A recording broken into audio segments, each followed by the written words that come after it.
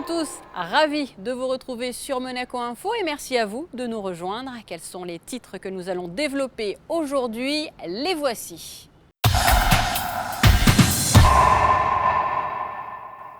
Direction tout d'abord l'étranger et l'Afrique du Sud, où son Altesse Sérénissime le Prince Albert II a reçu un prix dans le cadre des Rhino Conservation Awards. Retour en principauté avec la parution d'un magazine sur le yachting. Reportage sur un rendez-vous à découvrir dans l'atrium du casino. Et puis les petits du mini-club ont été initiés au tri sélectif. Voilà pour les titres, je vous le disais, direction l'Afrique du Sud pour débuter, plus particulièrement Johannesburg, où son Altesse Sérénissime, le Prince Albert II, a reçu un prix pour son engagement en faveur de la protection de la planète et de l'environnement. Les Rhino Conservation Awards soutiennent plusieurs actions anti-braconnage. Le reportage réalisé sur place de Vanessa Dessy et Olivier Bonello. Elle est souvent désignée à tort comme la capitale de l'Afrique du Sud. Johannesburg est l'une des 30 régions métropolitaines les plus grandes au monde, avec plus de 12 millions d'habitants. La ville a constitué son propre paysage urbain. Ses bâtiments racontent bel et bien une histoire en se confrontant au décor africain. Et c'est ici que les Rhino Conservation Awards se déroulent chaque année.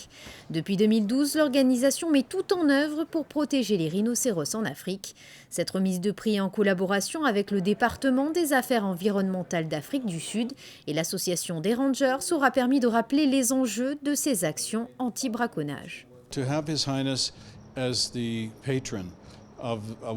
Le prince Albert II est le parrain de cette cérémonie car pour beaucoup de personnes, il incarne la personne idéale pour tenir ce rôle.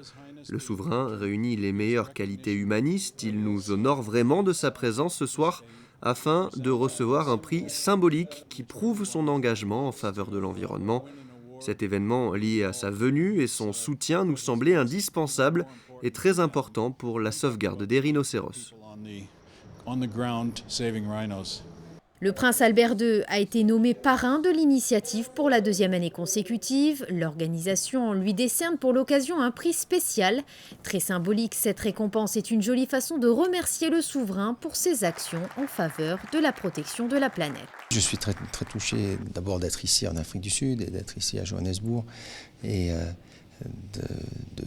de pouvoir aussi voir la famille de mon épouse, la princesse Charlène, et de recevoir ce prix pour les efforts que la Fondation fait en matière de conservation d'espèces. Et je crois, c'est toute la Fondation qui je pense, à travers moi, est reconnue pour les efforts que nous essayons de faire au travers de différents projets. Tout le monde connaît bien sûr les projets de ces dernières années qui concernaient le thon rouge en Méditerranée, qui concernent le phoque moine, qui concernent le tigre de l'amour à la frontière entre la Chine et la Russie, le rhinocéros de Java en Indonésie, et là de participer à cet effort de conservation du rhinocéros ici en Afrique, où les problèmes sont énormes. Et vous avez entendu que cette année a été l'année record en matière de prélèvement de cornes de rhinocéros, et donc de massacres. On peut parler de massacres de milliers de rhinocéros. Il faut absolument trouver des solutions pour que cela cesse, et d'être là et de pouvoir recevoir un prix avec d'autres organisations et d'autres individus qui ont participé, d'autres personnes qui ont participé à cet effort. C'est une grande satisfaction et je crois une belle reconnaissance pour ce que nous essayons de faire à la Fondation. Les Rhino Conservation Awards ont donc permis à la Fondation Prince Albert II d'établir un partenariat fort afin d'entreprendre des actions concrètes envers la préservation des rhinocéros d'Afrique. L'intérêt commun réside aujourd'hui dans le fait qu'il est indispensable de sensibiliser les populations à la sauvegarde de cette espèce si emblématique.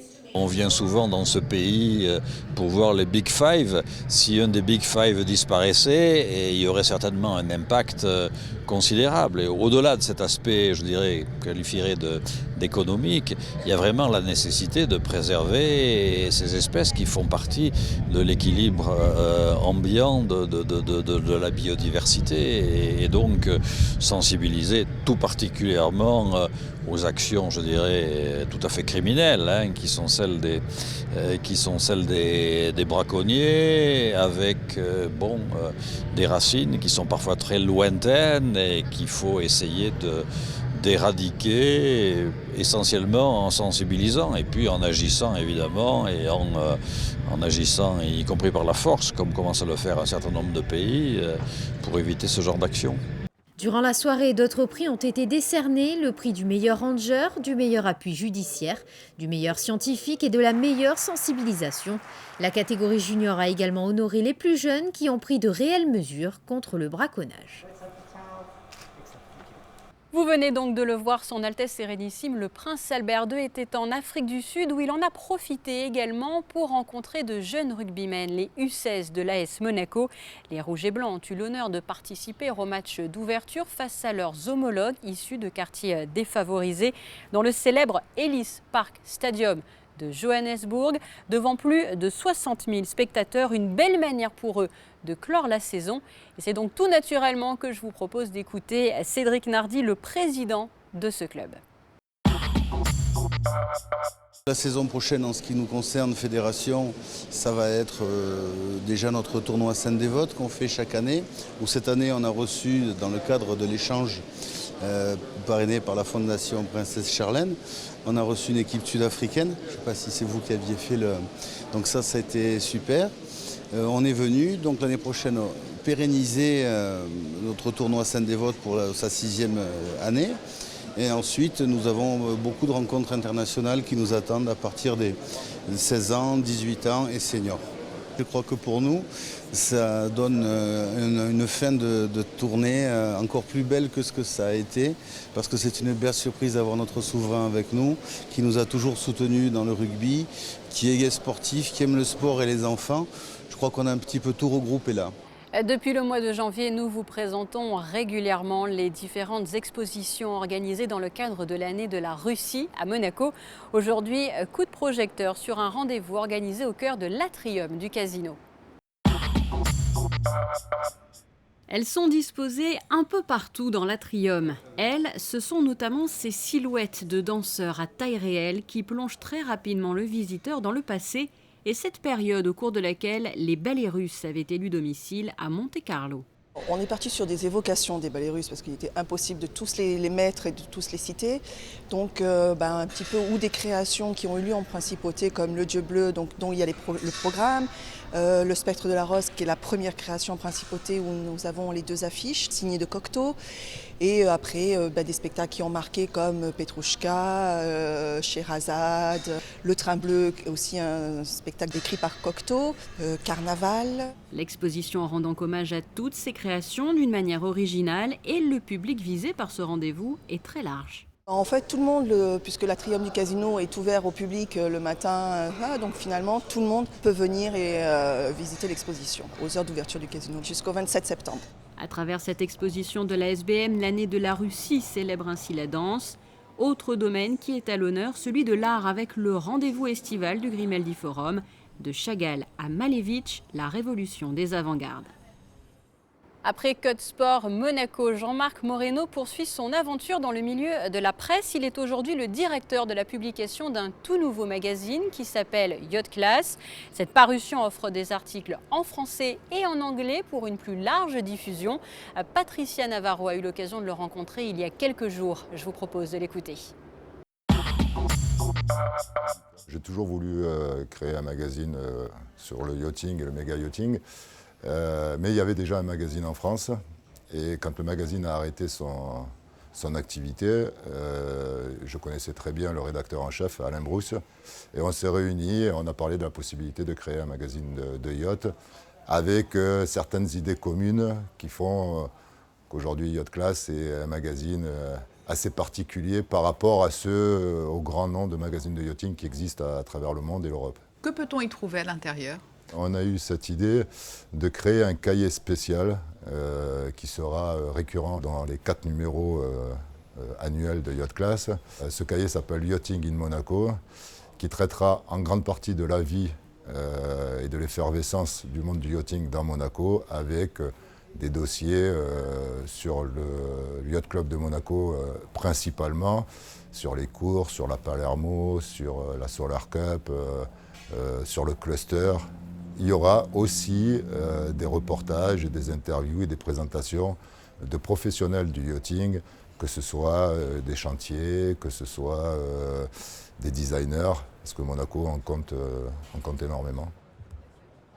Chaque été, vous le savez peut-être, la halte garderie du Larvoto se transforme en mini-club. L'un des premiers ateliers de la saison a été consacré au tri sélectif. Une vingtaine d'enfants âgés de 6 à 12 ans ont ainsi été sensibilisés au développement durable. Anthony Micou vous en dit plus.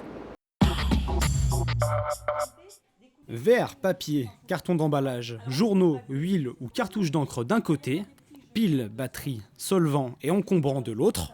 Comment bien trier ces déchets? Cette initiation au tri sélectif visait à faire prendre conscience de l'importance du recyclage et les enfants y ont été réceptifs. C'est eux qui apprennent aux parents et qui encouragent les parents à faire le tri, parce que parfois c'est pas facile, les parents sont toujours trop occupés à travailler et oublient parfois de faire les choses faciles, et les enfants sont toujours là pour leur rappeler. Trier, c'est participer à préserver nos ressources naturelles et économiser de l'énergie. Le tri existe à Monaco depuis 2007, on l'a mis en place avec le gouvernement en 2007. On a des bonnes quantités de verre, des bonnes quantités de papier.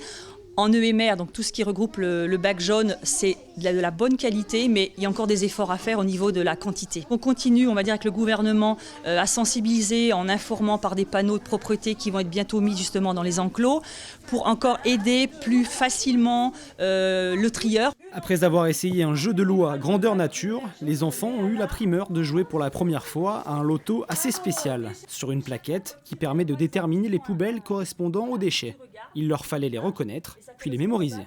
Un carton, une bouteille en plastique et puis un métal, je dois mettre la petite poubelle jaune. Je peux me tromper parce qu'elle n'est pas indiquée, donc il faut réfléchir en même temps. Donc c'est un jeu, on va dire, de concentration aussi, puis de réflexion. On avait une grille avec des images, et dans une colonne, il fallait mettre la poubelle où chaque chose allait dedans.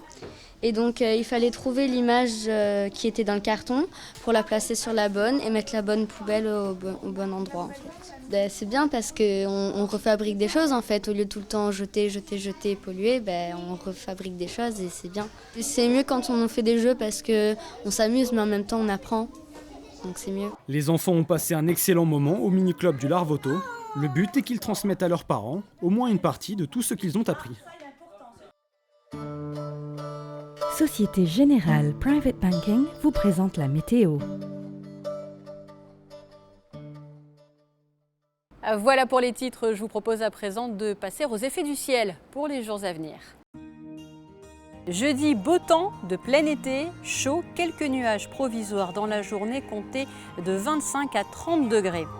Vendredi, pour le dernier jour du mois de juillet, un soleil plus voilé en cours de journée, mais des températures toujours de saison. Samedi 1er août, soleil intermittent, apparition de quelques nuages orageux dans l'après-midi. Dimanche, des nuages dans la matinée et un temps assez lourd tout au long de la journée. De la chaleur en perspective, n'hésitez donc pas à vous hydrater et à rester dans des endroits frais. Je vous laisse à présent avec la suite de votre programme sur Monaco Info. Vous le savez bien sûr, l'actualité monégasque, c'est aussi sur le www.monacochanel.mc. À très bientôt. La météo vous a été présentée par Société Générale Private Banking.